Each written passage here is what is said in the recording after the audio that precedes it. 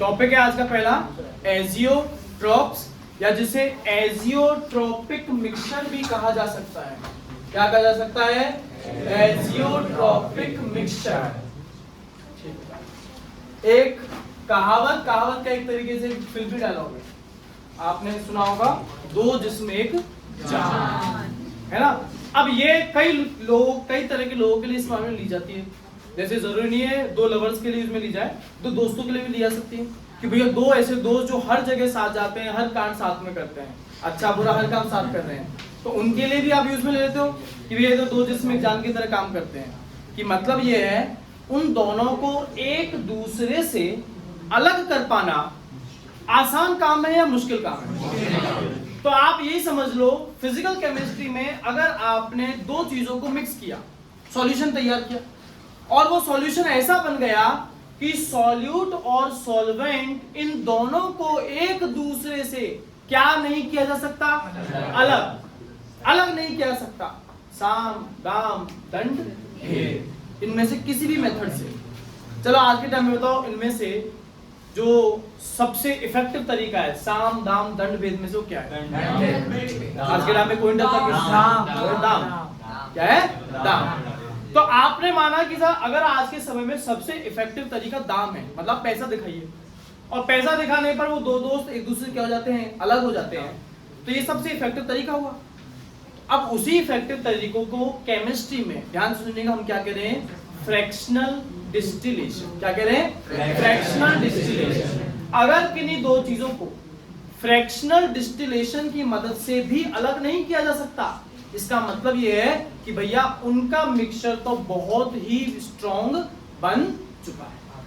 बात है समझ में? तो ऐसा है कि डेफिनेशन सुनिएगा एजियोट्रॉप्स की या एजियोट्रोपिक मिक्सचर की।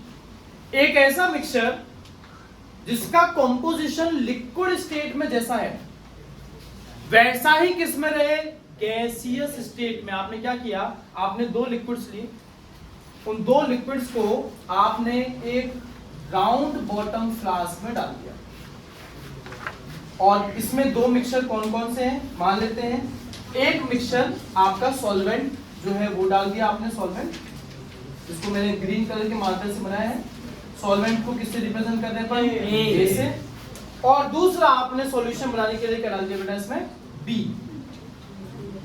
और हर जगह पर ये दोनों ऐसे बोल बी डाल दिया, सॉल्यूट भी डाल दिया और सॉल्वेंट भी डाल दिया। अब ये दोनों एक दूसरे में ऐसे घुले कि जब मैंने इस मिक्सचर को क्या करने की कोशिश करी? बॉइल। यहां से बाहर इन दोनों में से कौन जाएगा? इधर। अब लिक्विड फॉर्म में तो जा सकता नहीं, सीधी सी आप इसको गर्म करोगे तो लिक्विड किस में कन्वर्ट होगा? गैस में, वेपर बनेंगे, और यहां से वेपर जो है वो बाहर जाएंगे, है ना। मुझे बताओ कि इन दोनों में से किसके वेपर्स बाहर जाएंगे? अगर ये दोनों एक दूसरे में बहुत बहुत अच्छे से घुल मिल गए हैं, तो बताओ इन दोनों की प्रॉपर्टीज, गुणधर्म, विशेषताएं एक जैसी होंगी कि अलग अलग? विशेषता का एक तरह से मतलब बॉइलिंग पॉइंट मान लेते हैं। बॉइलिंग पॉइंट लगभग दोनों के क्या होंगे? सेम। सब जब बॉइलिंग पॉइंट दोनों का लगभग सेम है, तो आप इनके बॉइलिंग पॉइंट तक जब तापमान पहुंचाओगे तो बॉयल दोनों होंगे कि एक ही होगा? दोनों। तो अगर साहब लिक्विड स्टेट में भी ए और बी साथ थे, तो आपने बॉइलिंग पॉइंट तक गर्म कर दिया, अब वेपर्स किसके बने? दोनों के बने। तो वेपराइज फॉर्म में भी ए और बी दोनों क्या रहेंगे? साथ। और जो इस तरह का साथ निभा रहे हैं उन्हीं के लिए अपन कहेंगे क्या? दो जिस्म एक जान, या एजियोट्रोपिक मिक्सचर, जिन्हें इवन फ्रैक्शनल डिस्टिलेशन से भी क्या नहीं किया सकता? सेपरेट नहीं किया जा सकता। बस वही मिक्सचर कहलाएगा एजियोट्रोपिक मिक्सचर। बात समझे? एजियोट्रोपिक मिक्सचर या एजियोट्रोप्स होते हैं टोटल कितने टाइप के? दो टाइप के। नाम सुनिएगा, नाम में परिभाषा है। पहले टाइप का नाम है बेटा इसमें मिनिमम बॉइलिंग एजियोट्रोप्स। क्या है नाम? Minimum boiling azeotropes. मैंने दो कंपोनेंट लिए, मान लिया मैंने लिया ए जो क्या है अपना सॉल्वेंट, मैंने इसमें क्या डिसॉल्व किया? बी क्या है अपना? सॉल्यूट। जिससे बेटा हमें क्या मिल गया, ए बी क्या है बेटा, सॉल्यूशन। ठीक है, अब साहब या तो ये होगा आइडियल सॉल्यूशन या ये होगा एक नॉन आइडियल सॉल्यूशन। अगर नॉन आइडियल है तो दो तरह से हो सकता है, या तो हो सकता है पॉजिटिव डेविएशन या हो सकता है नेगेटिव डेविएशन। ठीक है, जब भी मिनिमम बॉइलिंग एजियोट्रोप होगा तो ये हमेशा positive deviation non ideal solution ही होगा।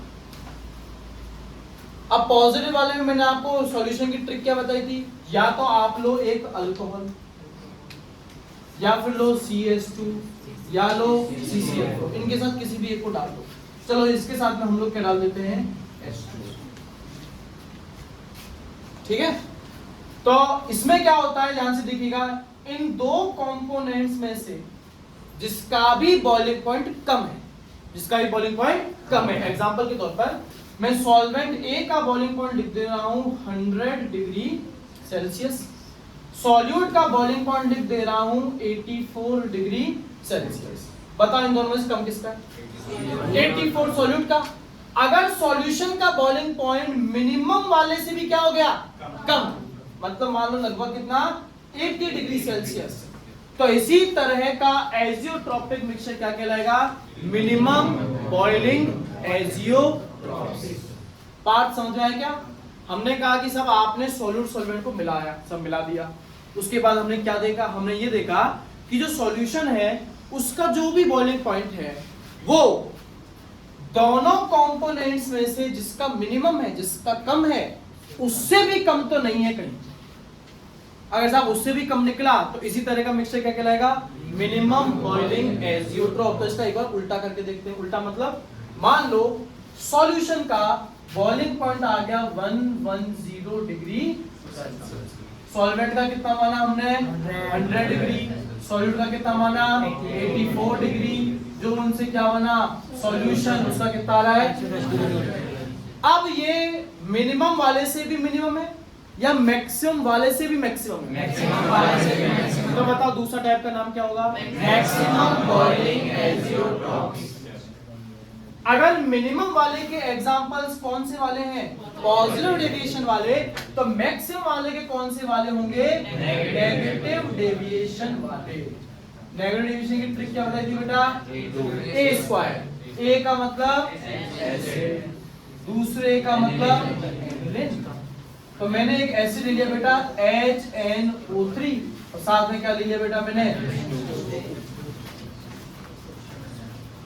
तो ट्रिक से हमने एग्जांपल बना दिया।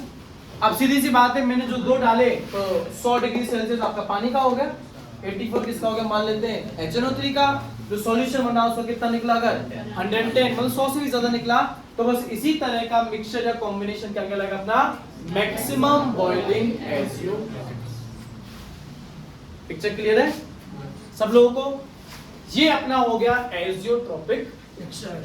यहाँ ये मान लीजिए हमारा चैप्टर जो है 11th क्लास के टॉपिक्स को मिला करके लगभग आधा हो चुका है। इस चैप्टर में ले दे करके बड़ी बड़ी हेडिंग, एक कोलिगेटिव प्रॉपर्टी है जो 4 तरह की है, एक आपका एबनॉर्मल मास और बेंट ऑफ फैक्टर, मोटे मोटे हेडिंग इसमें 2-3 है, पर इन्हें भी हम लोग डिटेल में करेंगे तो देखते हैं कितना समय हम लोग लगाते हैं, 6-7 क्लास हो गया। ठीक है, चलिए तो आज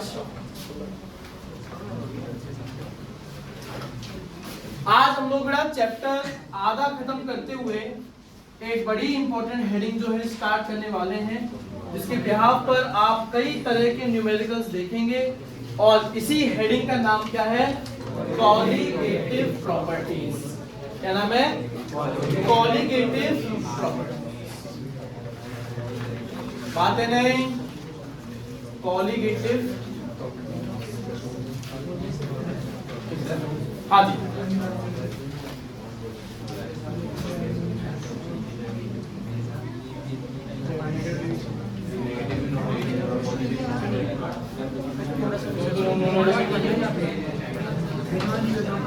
हाँ जी बेटा, कॉलिगेटिव प्रॉपर्टीज ऐसी प्रॉपर्टीज किसी भी सॉल्यूशन की जो सिर्फ और सिर्फ सॉल्यूट पर डिपेंड करें, ना तो सॉल्वेंट पर ना सॉल्यूशन। क्या सुना क्या? पहले सुन लीजिए, properties of any solution which depends on only and only solute, not over the solvent or solution।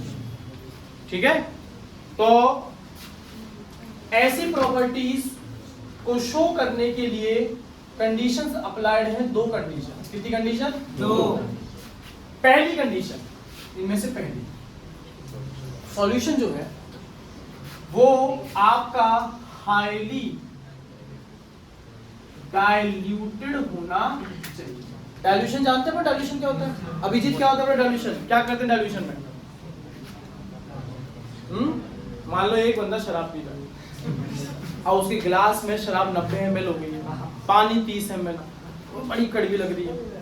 अब उसको कहा दूसरे शराब ने कि क्या कर भाई डाइल्यूट कर लो। शराबी जो है वो केमिस्ट्री का अध्यापक था कहीं का, तो उसने कहा इसको डाइल्यूट कर लेंगे। अब बता, वो दूसरा शराबी जिसको डाइल्यूट करनी है वो क्या करेगा? डाइल्यूशन का मतलब यही होता है सब सॉल्वेंट जो है आप उसे या तो बढ़ा दीजिए या सॉल्यूट को सॉल्वेंट के कंपैरिजन में घटा दीजिए। इसको कहते हैं क्या? डाइल्यूशन। तो हम ये कह रहे हैं साहब जो सॉल्यूशन है वो कैसा हो? Highly diluted. इसका अर्थ बताइए, कौन बहुत ज्यादा हो, कौन बहुत कम हो? सॉल्वेंट सॉल्यूट के मुकाबले बहुत ज्यादा हो और सॉल्यूट सॉल्वेंट के मुकाबले बहुत कम हो। मतलब अगर आप जो है, जैसे इस तरह से मान लीजिए कि जो डायबिटिक है, जिसको डायबिटीज है, अब उसे चाय भी नहीं छोड़ी जा रही, उसे मीठा भी नहीं छोड़ा जा रहा, क्या करेगा? मीठी चाय तो पिएगा पिएगा, पर सीधी सी बात है चाय में चीनी तो डालेगा पर ना के बराबर। तो यहाँ चीनी के रिलेशन में जो चाय एक सॉल्यूशन है वो हाईली कॉन्सेंट्रेटेड सॉल्यूशन है क्या हाईली डाइल्यूटेड है? मतलब हो सकता है चाय पर जो क्वालिटेटिव प्रॉपर्टीज हम पढ़ने वाले वो एप्लीकेबल हो। पहली कंडीशन क्लियर है। दूसरी condition, solute must be non volatile. समझते बेटा आप? वॉलेटाइल मतलब क्या होता है? वोलेटाइल का मैं एक एग्जांपल दूं और एक नॉन वोलेटाइल का एग्जांपल दूं, शायद आप समझ पाओ। वोलेटाइल होता है जैसे पेट्रोल, नॉन वोलेटाइल जैसे पानी। सब कोई भी ऐसी चीज जो बड़े आराम से इवोपोरेट हो सकती है, जिसको आप हिंदी में कहते हो उड़ जाती है। चिड़िया इवोपोरेट हो गई, चिड़िया उड़ गई। कोई भी ऐसी चीज जो इजीली क्या हो जाए? इवोपोरेट, वो क्या है? और जो नहीं हो सकती वो, जैसे पेट्रोल का एग्जांपल हम सब जानते हैं। आयोडीन का नाम सुना? आयोडीन जो है वो भी अपने सॉलिड फॉर्म में वोलेटाइल होता है कि साहब अगर उसको ऊपर में रख दो तो है तो सॉलिड, पर सीधा किस में कन्वर्ट होता है? कैम्फर कपूर के साथ कैसा हो?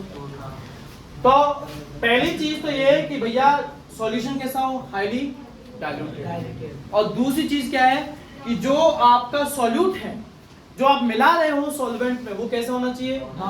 Non volatile. सभी को यहाँ पर वेपर प्रेशर याद है? वेपर प्रेशर क्या था? वेपर प्रेशर मैं एक बार फिर आपको याद दिला देता हूँ। एक क्लोज्ड कंटेनर जिसमें आपने एक लिक्विड को भर दिया, चाहे सॉल्यूट हो चाहे सॉल्वेंट हो, इसने आसपास से एनर्जी गेन करी और एनर्जी गेन करके क्या होने लगा? ये इवापोरेट होने लगा। तो इसका मतलब साहब पहले तो सिर्फ और सिर्फ लिक्विड था, कोई वेपर कोई गैस थी नहीं, पर धीमे धीमे समय के साथ होने क्या लगा? यहाँ क्या बनने लगी बेटा? वेपर्स बनने लगे। किसके वेपर? इसी लिक्विड के। अब सब जानते हैं या कुछ तो जानते होंगे कि गैसेस एक्सर्ट्स प्रेशर। गैस क्या लगाती है? प्रेशर। तो अब ये जो वेपर्स जो एक तरह की गैस ही है, ये इसी लिक्विड की सरफेस पे क्या लगाने लग जाती है? प्रेशर। और इसी प्रेशर को क्या कहा जाता है? Vapour pressure of liquid. क्या कहते हैं?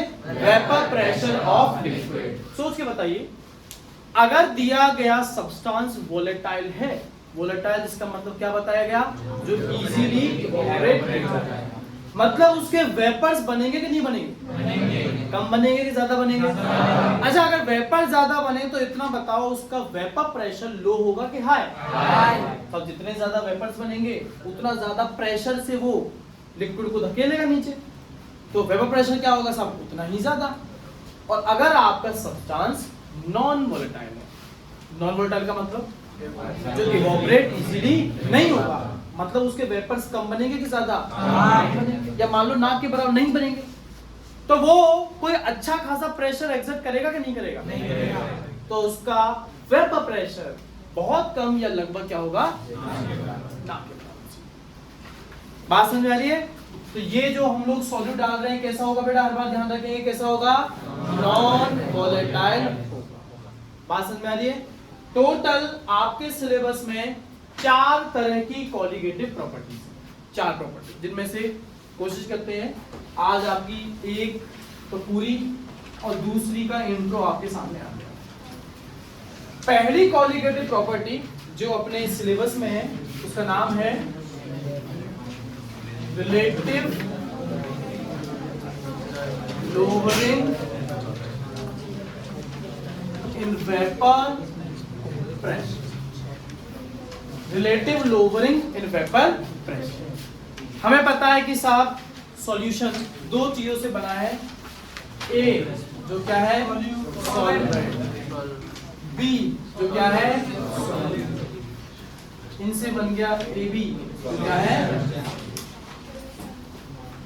अगर सॉल्वेंट का वेपर प्रेशर सॉल्यूशन में कितना है? P, सॉल्यूट का वेपर प्रेशर सॉल्यूशन में कितना है?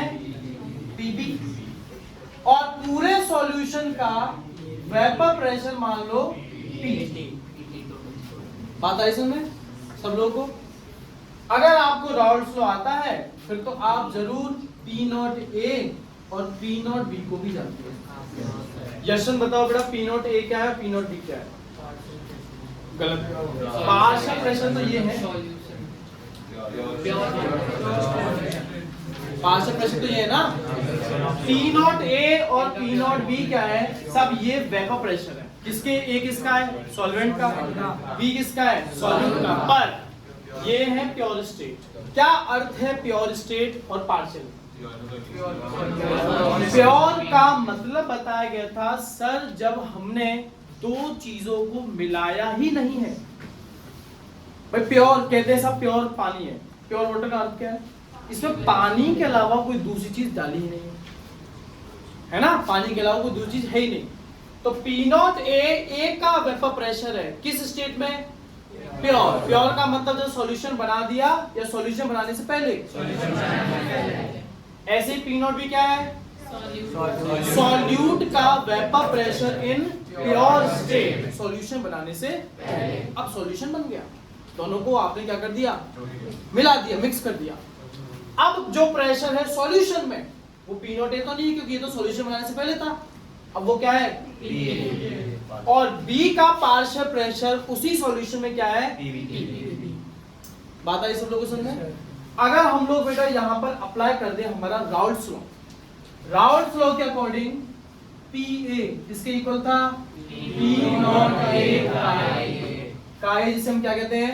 Mole fraction. ऐसे बेटा PB जो है वो किसके इक्वल था? P0 का B के, है ना। फिर डाल्टन लॉ के अकॉर्डिंग सॉल्यूशन का टोटल प्रेशर किसके इक्वल था? PA plus PB। अगर मैं यहाँ PA की वैल्यू PB की वैल्यू इक्वेट कर दूं तो P टोटल किसके बराबर है? P0A का A प्लस P0B का B। ठीक है, अब यहां से हम चालू कर रहे हैं। अगर आपको मैं पढ़ा रहा हूं कॉलिगेटिव प्रॉपर्टी, तो हर्षिता अभी थोड़ी देर पहले में 2 कंडीशन बताई थी, ये कंडीशन तो होनी चाहिए। पहली कंडीशन क्या थी हर्षिता?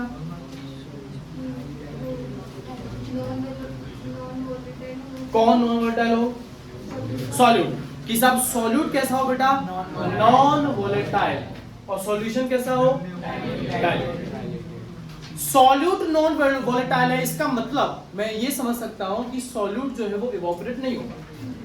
अच्छा, सॉल्यूट इवोपरेट नहीं होगा तो बताओ सॉल्यूट कितना प्रेशर लगाएगा? बहुत कम, लगभग जीरो, लगभग जीरो। तो अगर साहब ये मैं कॉलिगेटिव प्रॉपर्टी पढ़ा रहा हूं तो क्या मैं इस P नॉट B को जीरो मान लूं? जीरो को किसी से मल्टीप्लाई करो, जीरो, आंसर क्या आएगा? जीरो। तो क्या इस PB को भी मैं क्या मान लूं? जीरो मान लूं।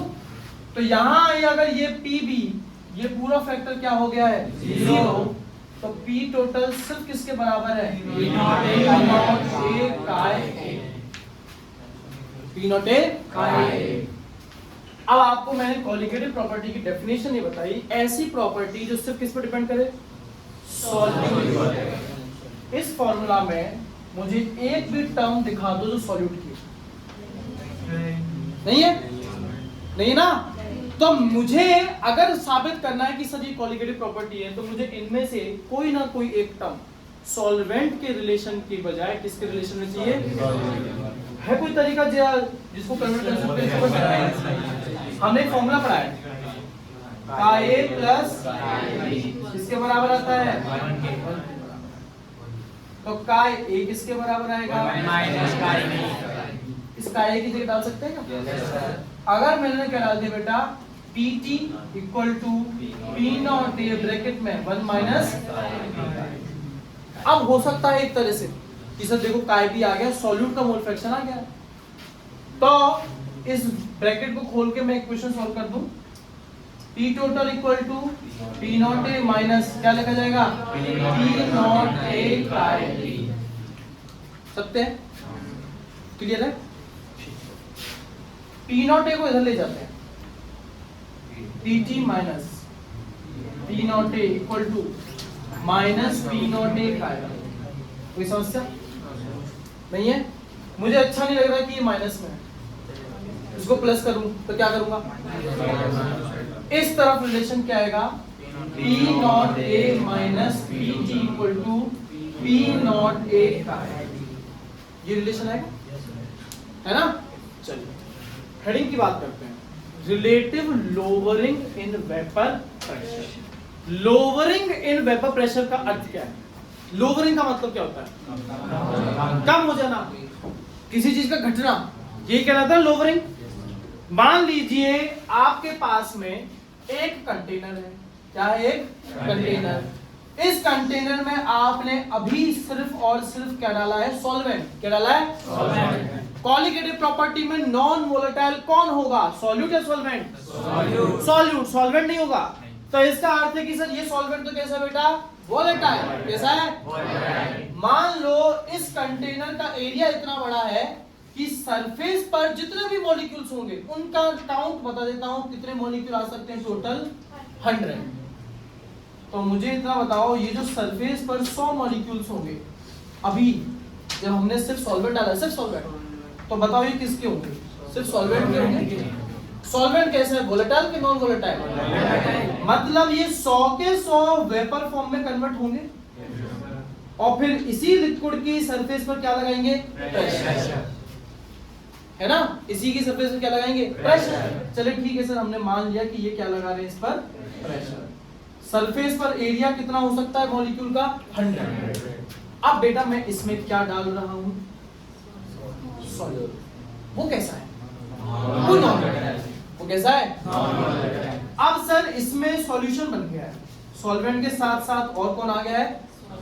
सॉल्यूट। सरफेस पर अभी भी मॉलिक्यूल कितने हो सकते हैं? 100। मुझे इतना बताओ, ये 100 मॉलिक्यूल अब सॉल्वेंट के होंगे, सॉल्यूट के होंगे, ये दोनों के मिला के होंगे, पर हमें पता है सॉल्यूट कम है। तो चलो मान लिया, लेट अस सपोज कि 20 तो इसमें किसके हैं?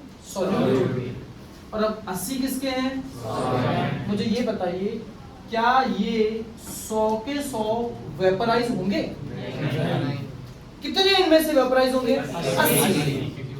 तो जो प्रेशर लगाएंगे मॉलिक्यूल, पिछली बार तो 100 के 100 लगा रहे थे, अब कितने लगाएंगे? 80। मुझे इतना बताओ, अब ज्यादा प्रेशर लगने वाला है पिछले बार के मुकाबले या कम? हेडिंग का नाम क्या है? Relative lowering. इसमें पहले हम बात सिर्फ किसकी कर रहे हैं? लोअरिंग, घटना। किसका वेपर प्रेशर ज्यादा हुआ मुझे बताइएगा बेटा, किसका वेपर प्रेशर ज्यादा है? हमारे जब प्योर सॉल्वेंट था, पी नॉट ए लिखूंगा ना, सिर्फ सॉल्वेंट था, कोई नहीं था, पी नॉट ए का प्रेशर ज्यादा है या बेटा पीटी का प्रेशर ज्यादा है? पी नॉट ए का, एक नंबर में, 1.5 नंबर में। क्वेश्चन पूछता है व्हाई, क्यों?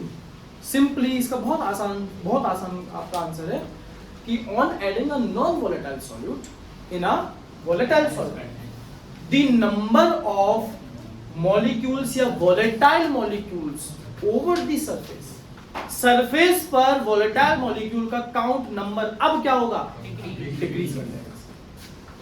इसीलिए सॉल्यूशन का वेपर प्रेशर प्योर सॉल्वेंट के वेपर प्रेशर से ज्यादा हो जाएगा कि कम हो जाएगा?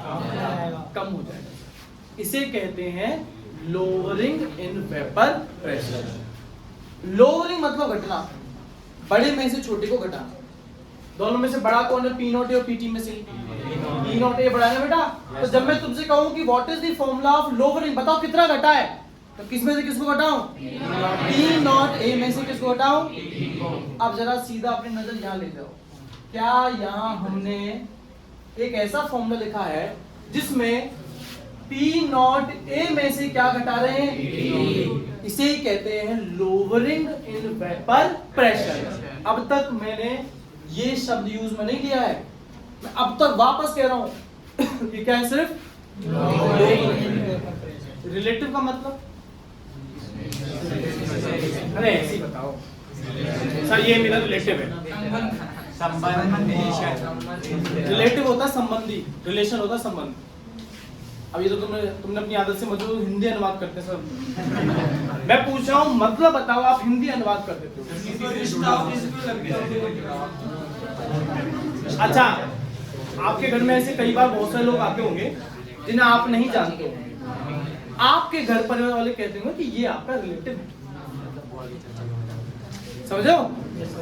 तो रिलेटिव से मेरा तो कोई लेना देना है ही नहीं, मैं तो जानता तक नहीं, पर मेरा क्या है? रिलेटिव का अर्थ होता है विद रेस्पेक्ट टू, किसी दूसरे के रेस्पेक्ट में वो आपका क्या लगता है। आपका खुद का भाई है, आप उस रिश्ते को नाम दे रहे हो भाई, है ना? वो आपका रिलेटिव है। रिलेटिव इसलिए क्योंकि आप दोनों के माता पिता कॉमन है।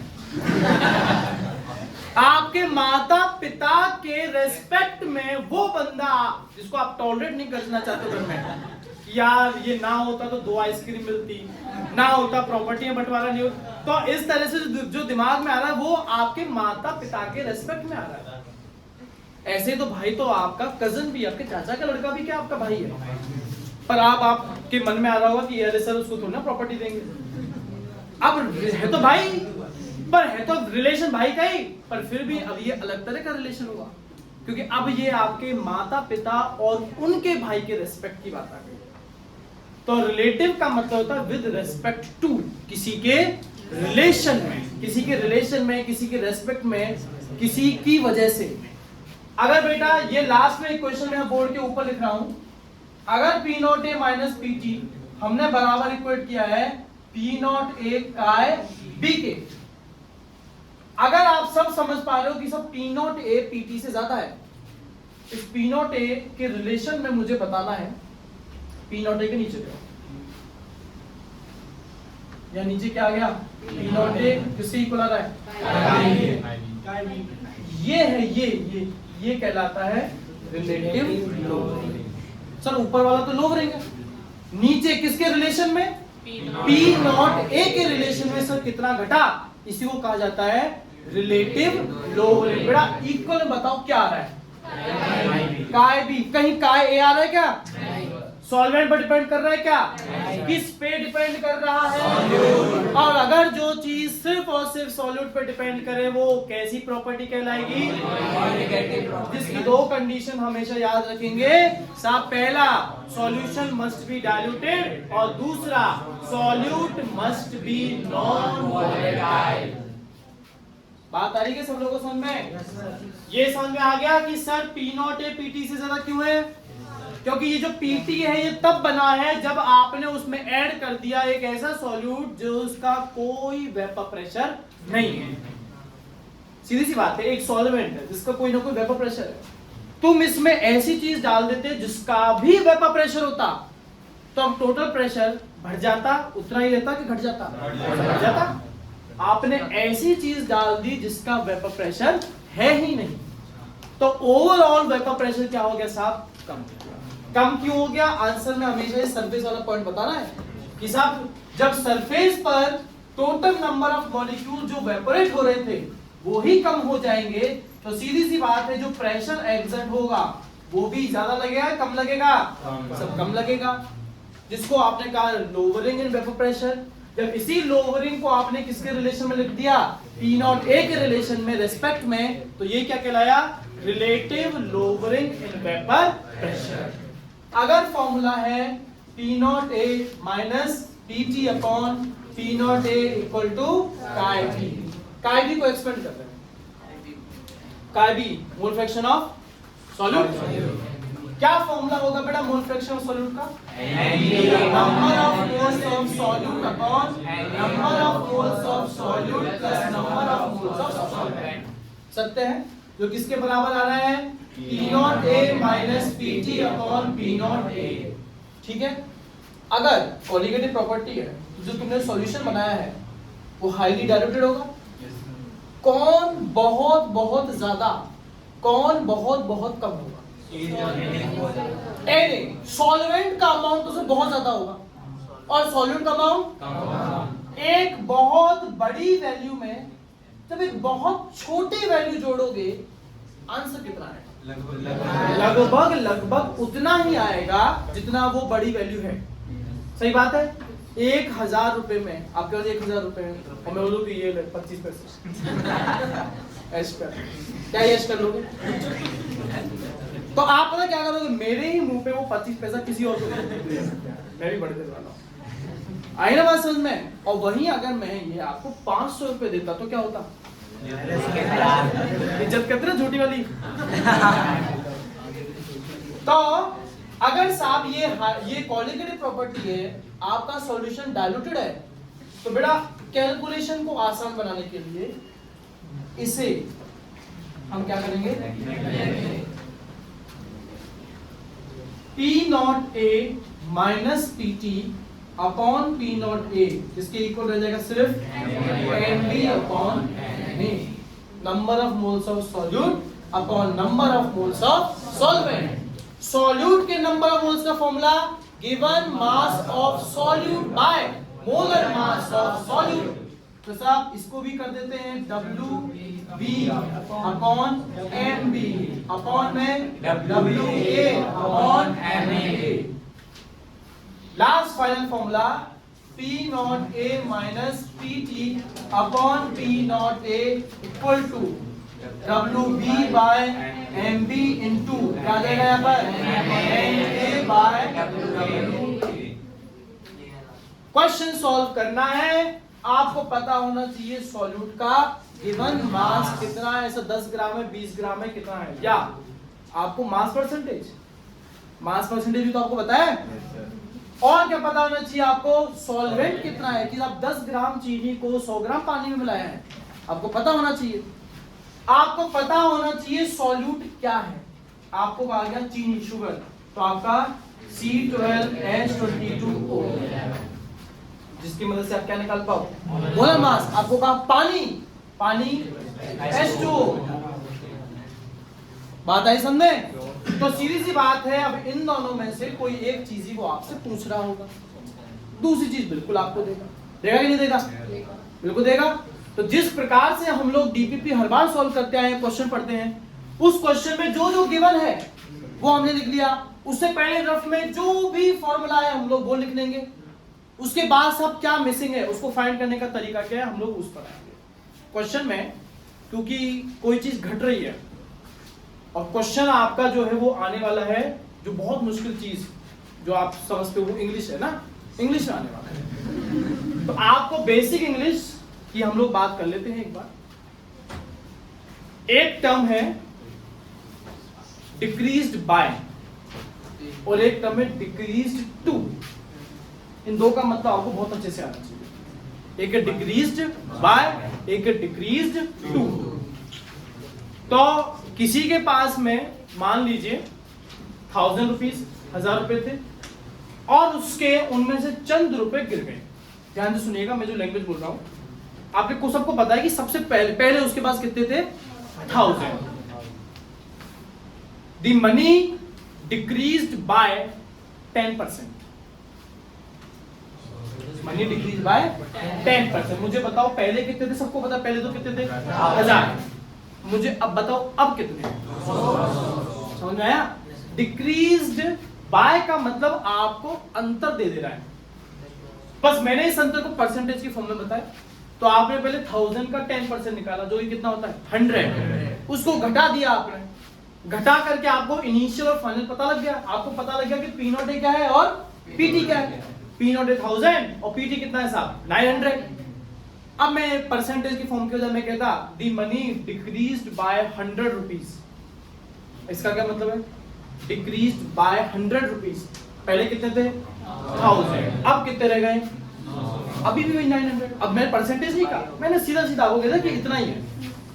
अब सुनिएगा, मनी डिक्रीज्ड टू 500। अब वो ये कह रहा है कि पहले आपके पास में अगर 1000 थे तो अब घट के जो रह गए हैं, जो है तुम्हारे पास, वो है 500। बात आएगी समझ में? तो आप अपने डीपीपी में, अपनी एनसीईआरटी में, एक्सरसाइज इंडेक्स क्वेश्चन में आप इस तरह की भाषाएं बिल्कुल पाओगे। प्रेशर डिक्रीज्ड बाय या प्रेशर डिक्रीज्ड टू। जब कहेगा डिक्रीज्ड बाय तो आपको पूरा अंतर बता देगा कि फाइनल और इनिशियल को घटा करके इतनी वैल्यू बन रही है ना? अब भूल जाओ 1000 है, भूल जाओ 1000। तुम्हें नहीं पता कितने थे, आपको नहीं पता कि पहले हमारे पास कितने थे। आपको कहा गया डिक्रीज्ड बाय 80%। Decrease by 80%। मतलब बताइए, हाँ 80% घट गया या 80% बचा है? घट गया। 80% घट गया। जब शुरुआत में था तो सिर्फ कौन था? है ना, पी नॉट ए था। तो अगर सर शुरुआत में सिर्फ पी नॉट ए है तो अब पीटी कितना है? इस पी नॉट ए का 20%। भाई 80% घटा है ना, तो जो बचा हुआ है वही तो आपका सॉल्यूशन का प्रेशर है। तो सर अगर 80% घट गया, किसका 80%? पी नॉट ए का। तो पीटी को क्या मैं लिख सकता हूं? PT equal to 20%। परसेंट का मतलब 20/100 होगा क्या? 20% ऑफ पी नॉट ए। ये कटा, ये कटा। 2/10 को 0.2 लिख सकते हो। यहां पे लिखोगे 0.2 पी नॉट ए। अपॉन में क्या है? अपॉन में है पी नॉट ए। चलिए इसको सॉल्व कर देते हैं। 1 पी नॉट ए में से घटा दें 0.2 पी नॉट ए। बताओ कितना बचेगा? 0.8 पी नॉट ए। अगर बेटा इस यहां ऊपर मैं 0.8 पी नॉट ए लिख देता हूं तो पी नॉट ए से क्या कट जा रहा है? तो शुरुआत में प्रेशर कितना भी हो मुझे उसकी जरूरत नहीं है। बात है क्या समझ में? बस आपकी कमांड हो जानी चाहिए लैंग्वेज पर कि सब डिक्रीज बाय कह रहा है कि डिक्रीज टू कह रहा है। अब मान लो ये क्वेश्चन होता डिक्रीज टू 80%। अब पी नॉट ए तो पी नॉट ए है, पीटी क्या रखूं? 0.8 पी नॉट है ना, 0.8 पी नॉट ए। और दोनों घटाई कितना बचेगा फिर? 0.2 पी नॉट ए। बात आई समझ में? बाकी क्वेश्चन में सब चीजें दे दी जाएंगी। बाकी क्वेश्चन में आपको सारी चीजें दे दी जाएंगी। आप क्वेश्चन पढ़ रहे हो, क्वेश्चन में आपको नहीं आइडिया लग रहा कि सर सॉल्यूशन का वेपर प्रेशर कौन सा है और सॉल्वेंट का वेपर प्रेशर कौन सा, आपको बिल्कुल ही समझ में नहीं आ रहा। तो देखो सिंपल ट्रिक है, दोनों में से किसका प्रेशर हाई होगा? बस अगर दो प्रेशर क्वेश्चन में है तो जौन सा भी ज्यादा हो वो किसका प्रेशर है? और जो कम है वो किसका है? अगली क्लास में इस टॉपिक की हम क्या डिस्कस करेंगे? आपको ट्राई करके लानी है और एक जो टेस्ट पेपर आपको दिया गया